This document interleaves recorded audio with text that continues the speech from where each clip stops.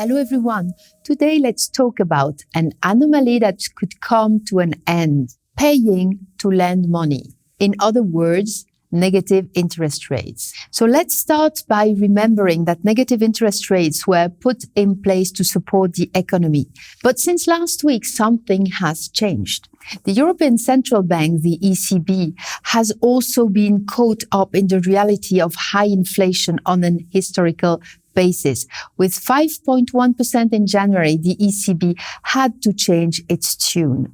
The normalization of monetary policy is on the way and is accelerating, and that could spell the end of negative yields in Europe this year. The ECB's negative turn has, of course, triggered the immediate reaction of money markets, which have gone so far as to anticipate a cumulative 50 basis points increase in the deposit rate this year.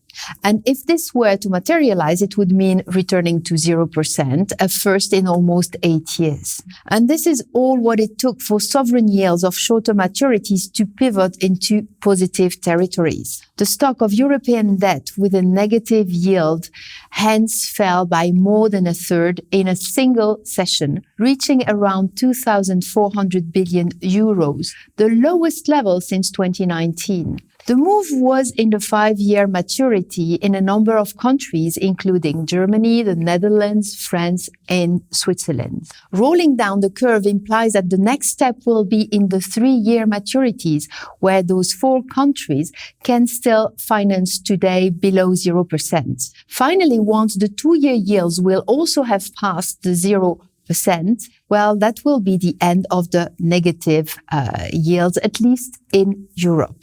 And what about the corporate bond markets? Here, negative yields are disappearing at a much faster pace and may even be on their way out. The Bloomberg Euro-denominated index of investment-grade corporate bonds shows that the proportion of bonds with negative yields has fallen around 5%. Compared to over 50% just 6 months ago.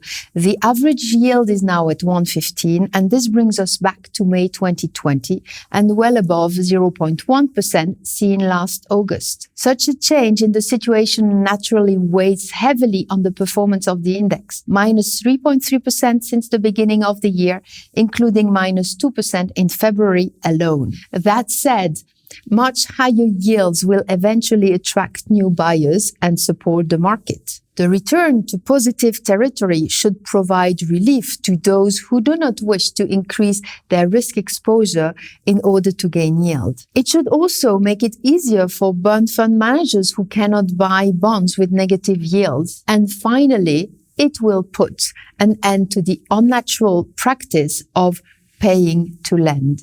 Thank you.